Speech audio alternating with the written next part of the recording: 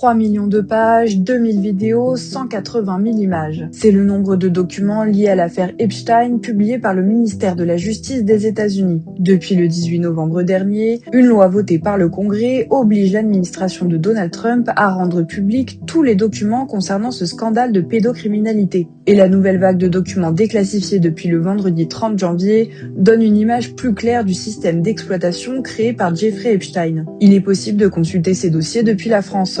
Il suffit pour cela de se connecter au site du ministère de la Justice américain et de confirmer son âge. La base de données est alors accessible, accompagnée d'une barre de recherche pour y taper des mots-clés. De nombreux noms connus apparaissent, comme celui de Donald Trump ou d'Elon Musk. Attention, les documents ne sont pas classés ni filtrés. On y retrouve l'entièreté des mails envoyés et reçus par Jeffrey Epstein jusqu'à de simples newsletters. Ainsi, si une personne est simplement mentionnée dans un mail sans jamais avoir échangé avec le pédocriminel, elle fait tout de même partie des dossiers Epstein. Pour faciliter la navigation dans cette immense base de données, 2 ingénieurs américains ont créé Gmail. Il s'agit d'un site prenant l'apparence de la boîte mail de Jeffrey Epstein. De la charte graphique aux fonctionnalités, tout y est reproduit à l'identique. Dans chaque mail, une icône renvoie au document officiel dont le mail est issu. Pour consulter de cette manière les derniers documents, il faudra patienter. Ils sont en cours de synchronisation.